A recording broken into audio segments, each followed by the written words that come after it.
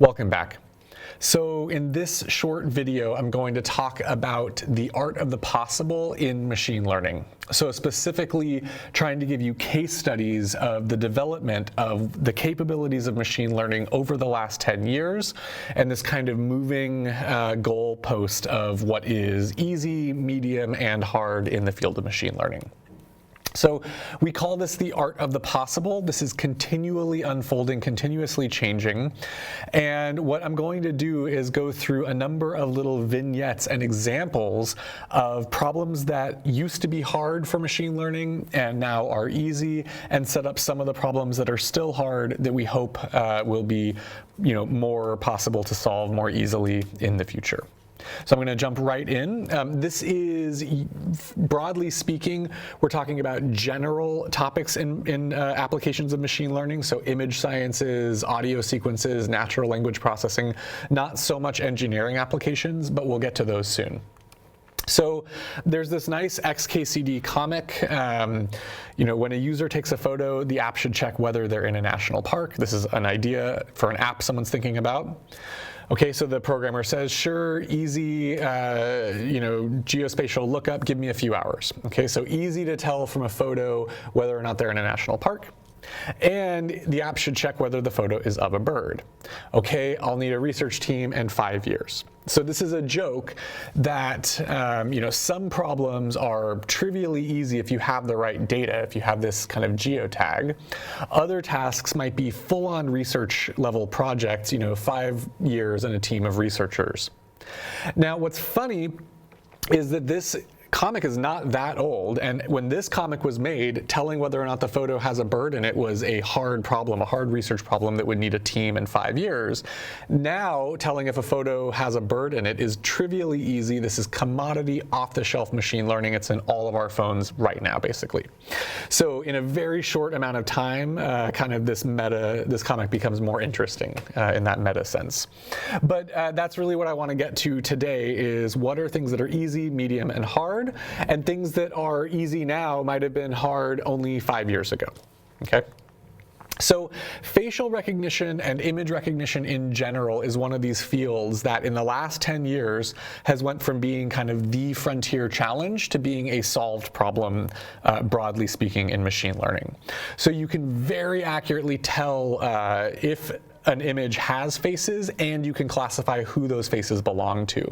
So we just went to our daughter's school musical, and my wife held up her phone to take a picture of all of the 100 people in the cast, and in real time, immediately, it saw from this tiny, tiny image which one was our daughter and recognized her out of all of these people in real time. That's essentially a solved task. 10 years ago, that was the frontier of modern machine learning research. The reason this has essentially become a solved problem is because of the development of ImageNet and the training of a deep neural network to solve the ImageNet classification problem in the 2010 to 2012 timeframe, where essentially, and what I want to point out, almost all of the attention goes to the ImageNet trained neural network that actually classified all of these images, that essentially was a neural network model to classify all of these images into their various categories. In my opinion, the real hero of this revolution 10 years ago, where we got human-level classification performance on with a machine learning model, was actually because of the ImageNet data set in 2009. So this was Fei-Fei Li's group. And essentially, they put together this very, very large labeled training data set. I believe it was, millions of images, thousands of categories, many, many examples per category of hand-labeled training data that then enabled the training of the ImageNet neural network. And so both of these are important, but it all started with this painstakingly, meticulously labeled training data. So I think that's a really important thing for us to remember, is it usually all starts with the data. And then training the model, I would say, the neural network that built the classifier was inevitable once that training data set was on the market. Now, what has happened, why was this possible in the 2010 timeframe to make such a big leap in training neural networks? Just a couple of years before, nobody was talking about neural networks as a serious machine learning paradigm. All of industrial machine learning was essentially decision trees, support vector machines, things like that. So in this timeframe, there was this rapid acceleration of compute power, especially parallelized compute power in the form of graphics processor units that are very well suited for neural networks. There were dramatically better algorithms to train and optimize the weights of these neural networks to fit the training data in that time period. And a huge amount of industry investment into the open source software and pipelines like TensorFlow and PyTorch, again, around the last 10 years. And this culmination of a massive, increasingly large data sets, high performance computing, better algorithms to train these models, and industry investment have really been the catalyst that has caused this huge acceleration of machine learning we've seen in the last 10 years. And this is where most people would say that the modern era of machine learning started, was this ImageNet breakthrough in image classification. Now, it's not perfect. There are still issues with automated classification. So, the blueberry chihuahua or the fried chicken dog are two kind of good examples where, maybe it's not perfectly able to classify all of these images, but I would argue that, definitely humans don't have perfect ability either, okay? And this is more just a joke to show kind of things have gotten so far that you really need to look at edge cases before these algorithms even remotely break down. So image classification was a major breakthrough, just over 10 years ago. Surveillance then became a target because it's easy to classify images, but moving sequences of images, movies, it's a lot more data, so it's a lot more data intensive to process that in real time. Now surveillance is essentially a solved problem. It's easy to segment images in real time into different components and track objects and tell what changes and what's novel, things like that. Generative images was a big push in the last 10 years as well. So the left column, these are real images, kind of the left and third column are real images. And the second and fourth column are computer generated versions of those categories. So these are all fake flowers, fake harvesters, and fake broccoli. And unless you look really closely and zoom in, it actually does a really good job of kind of fooling at least your broad sense. If I look at it out of the corner of my eye, these do look like, tractors and harvesters and things like that. And you have to look closely before you can see that they're actually not real. And this one's even better. This image is at least 5 years old. Things have gotten way better in the meantime for image generation. Now we have deep fakes. You can completely generate a fake movie of a person that's pretty hard to tell fake from reality. And again, about 5 years ago, image captioning became kind of an interesting topic. So you would show a picture to one of these machine learning algorithms, and it would try to come up with a sentence that summarized or captioned the image. And you can see here it does a really good job. Man in black shirt playing guitar. It's definitely a man in a black shirt playing a guitar. Construction worker in orange safety vest working on road, and so on and so forth. But in 2017, it wasn't perfect. There were plenty of examples where it failed miserably. This is not a young boy holding a baseball bat. This is the ugliest cat I've ever seen, and there is no horse to speak of standing in the middle of the road. Okay, so not perfect circa 2017.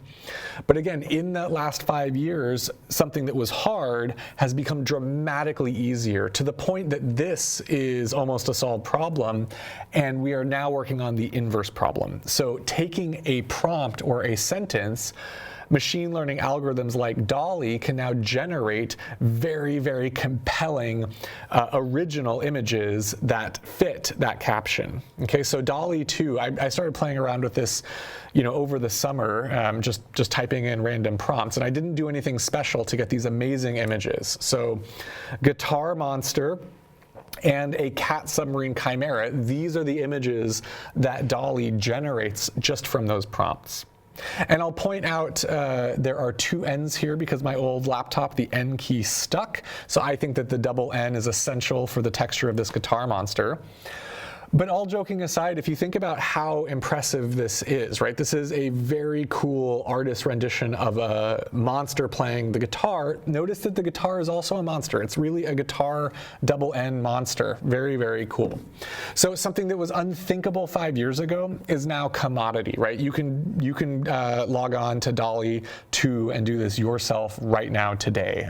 Currently, I think it's very, very cheap to generate an image from a text sequence. So used to be impossible, now it's easy. And this is the trend in pretty much all of image sciences. So this is actually from 2019, the Samsung Skolkovo Institute of Science and Technology collaboration, where they essentially showed you could take a single still image like the Mona Lisa, and you could essentially do this transfer learning and kind of texture transfer, where now you can make this come to life as if the Mona Lisa was speaking. So 2019, pretty recent, but also a lot has happened since then. I like to think about this if I go back in time. I remember when Google came out with their Deep Dream, which was this deep generative dream kind of before all of this technology I just showed you, where it would make these really weird pictures. You could take an image and kind of decompose it and recompose it so it was made out of geckos or lizards or puppies or flowers. And it harkens back this idea to this Arcimboldo's La Primavera. So he was around in the 1600s. He was in Emperor Rudolph II's court, essentially, supported by that dynasty. And it's this really interesting idea that you can decompose a complex image into its abstract pieces. And now this is something that is relatively standard capability with machine learning, is to transfer the texture over. So you could paint this in the style of Van Gogh or any famous painter you like. And so we're thinking about this. This is kind of the deep dream of this Arcimboldo's La Primavera by Calhoun Press. I really like this. If you actually download this GIF and pause the frames, you'll see that there are, different decompositions of this in terms of like peacock feathers or puppies or things like that. And so one of the open problems today, one of the things we're active research that's hard today that we hope is going to be easy in 5 or 10 years, is this same idea of kind of texture transfer we want to start applying to physical systems like fluid flows and engineering systems. So here I have a really low Reynolds number, simple simulation of a simple fluid flow past an obstacle, past a circular cylinder. This is our warm-up benchmark problem in fluid dynamics to compute lift and drag and things like that. And with commodity off-the-shelf algorithms, you can do a texture transfer. I can repaint this picture in the style of famous artists. And so that's easy. What we want to do is we want to repaint this fluid flow in the texture of a much higher Reynolds number fluid flow. So what I want to do is I want to know from this base image, what would the flow look like if I cranked up the flow velocity to something that is realistic for an aircraft, or if I cranked up the Mach number to something that's realistic of an aircraft.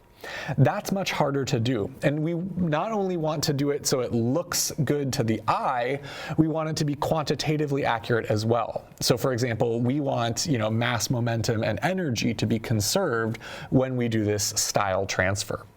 And so that is currently hard today, but researchers across the world are working on solutions to do that for fluid flows, for materials, for all kinds of physical systems where we have both F equals ma physics, and we have lots of training data where we might actually have examples of this flow at low speed and high speed to do that transfer. Hard today, hopefully not tomorrow. Lots of other things that are difficult for computers. So I was showing you lots of image examples. There's also natural language and text and speech and things like that. So I think the next great American novel is going to be something that will be quite challenging for an AI agent to generate. I think it's unlikely for a computer to have the kind of deep insights into society that, for example, F. Scott Fitzgerald could have had in his era, unless that AI has a body and has the ability to go and interact. That's not to say it can't generate some types of fiction. We don't know. Who knows? Maybe in 5 years this will become much easier than I thought it would be. Maybe it's still going to be much harder than we thought it would be. We don't know. But writing the next great American novel, I'm going to be cautiously pessimistic about that capability. This is actually machine learning generated fan fiction for Harry Potter. So they took all of Harry Potter and they took a bunch of fan fiction and basically generated an algorithm that would generate new fan fiction Harry Potter text. It's not terrible. It's not very good, but it's not terrible. You can always pause this and read. Some of the lines are awful. Some of them are actually kind of cute. Ron's Ron shirt was just as bad as Ron himself. I don't hate that. That's not bad. But there's still a long way to go. And this was a couple of years ago. Earlier than that, it was shown that you actually can use kind of these generative algorithms to build fake conference papers, academic papers, that would get accepted to top journals and conferences. And so it's unclear to me if this says more about the machine learning algorithms or more about the state of academic publishing, but there are absolutely, anything that is really rigid and formulaic and structured, like writing an academic paper, you have more of a shot at being able to automate and train an algorithm to kind of recognize those patterns and regenerate those patterns. But again, these are all old examples. Just in a very recent time, ChatGPT and large language models have kind of revolutionized the art of the possible, dramatically advancing our ability to generate human consistent natural language in a way that is much, much faster than we thought would be possible, we being kind of the general community. I think it surprised most of us. So here's a cool example I got from Bing Brunton. There's this famous Samuel Taylor Coleridge poem about Xanadu. In Xanadu did Kubla Khan a stately pleasure-dome decree, where Alph the sacred river ran through caverns measureless to man, down to a sunless sea. Beautiful little stanza of a poem. Now, the way the story goes, Samuel Taylor Coleridge wrote this down just before falling into an opium stupor, and when he woke up, he couldn't remember the rest of the poem. So this is a famous, unfinished poem, and lots of people have speculated how this might go, what it could have been like. But some researchers ran this through ChatGPT 3, and it actually completes the poem in the style of Coleridge, starting with this prompt. And again, it's not perfect, but it's really not bad at all. You can pause this and you can read it yourself. But this is a major breakthrough. These large language models are a major breakthrough in the capabilities of the art of possible with natural language processing and human realistic generative text. And this is likely going to change many of our daily pursuits, right? If you want to write a technical manual, this can help write that technical manual faster. If you want to write unit tests for your codes or auto documentation for your codes, this is going to help do that faster. This helps us write emails faster, autocomplete codes as a kind of co-pilot, tons and tons of things. And we're just scratching the surface of what these large language models are capable of. And again, this slide is only a couple of months old, already out of date. Right now we're on to GPT-4, and these are only going to increase in their complexity and sophistication in the years to come. So something that was really, really hard a couple of years ago, now it's accelerating at really rapid pace. Okay, large language models, huge field. Moving to other systems, I think this is kind of interesting. There is this Moravec's paradox, which is it's easier to build a computing system that will beat a human at chess than it is to actually pick up the chess piece and move the piece dexterously across the board. So I think there's an example of a competition between a boy and a computer chess agent, and the computer chess agent also had a robotic body that would move the chess pieces, and at some point it accidentally broke the kid's arm, and that's how the game ended, not because it beat it at chess, but because it was so horrifically bad at moving the pieces that it kind of disqualified itself through gross bodily harm. So things AI is good at. It's good at math. It's good at games. Now it's very good at language. Things it is not good at yet are sensing and interacting with the world. And so there's this idea that, this kind of AI brain, it definitely is developing. The capabilities are advancing rapidly, but the kind of body side of things are not advancing nearly as quickly. Robotics, super exciting area, lots of progress, but the advances in the robotic body are not happening as striking or as fast as the advances in the kind of robotic mind. And I think this is going to be in the future a big distinction, is that there are certain things you need to interact with the world to gather the information, to be curious, to really enrich your models beyond math, games, and language. We'll see. Again, currently hard. Maybe in 5 years, this will be easier than we think it is. And there's a lot of good examples of machines being very, very good at games. So 2015, there were these extremely advanced demonstrations of reinforcement learning by DeepMind, essentially a deep neural network Q learning algorithm, showed that it was possible to play most old Atari games at or above human level performance. This was pretty impressive. So this is a classic game, I think it's called Block Out, where essentially it's like Pong, but it's a one-player Pong, and you're trying to break this rainbow array of bricks by bouncing this dot back and forth. So, after a few minutes of gameplay, it can play poorly, but it can at least, hit the ball with the paddle, moderately often. After 2 hours, it is very reliably able to position the paddle to hit the ball, and it's able to, eventually get a respectable score in this fairly repetitive task game. It's doing probably better than I could do with a similar amount of practice. What I think is remarkable, though, is after 4 hours of training, that's not a lot of training, right? Like when I was a kid, I would play 4 hours in one sitting. It learned something that only expert humans get, which is that if it just drills this left side here, watch it, it's just really trying to focus on this left side over here. If it drills this left side, then the physics of the game take over and solve the problem for it.